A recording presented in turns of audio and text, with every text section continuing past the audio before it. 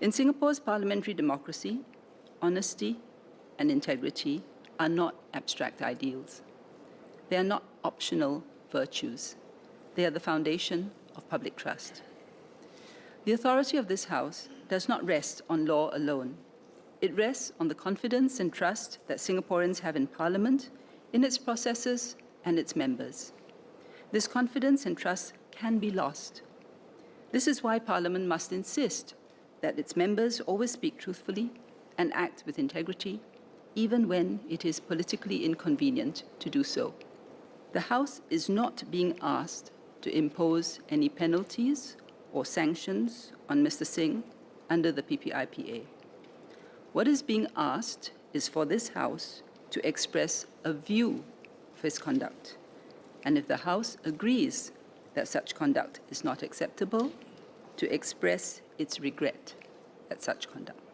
The Leader of the Opposition is designated by the Prime Minister, and the decision whether Mr. Singh should continue with that designation rests with the Prime Minister, not Parliament. However, members are entitled to, and I would argue, have an obligation to express a view on Mr. Singh's suitability to continue in that role. It will then be for the Prime Minister to decide what to do after that. Following the High Court decision, Mr. Singh has not shown any remorse, accountability, or acceptance of responsibility. Nor has the WP expressed its view on the matter. It has announced some proceedings that are still in progress, but its dilatory response contrasts sharply with its swift actions in previous cases. Before I begin, I wish to state that when it comes to the vote on this motion, I have communicated with the Workers' Party MPs that the party whip is lifted. They are free to vote as they consider fit.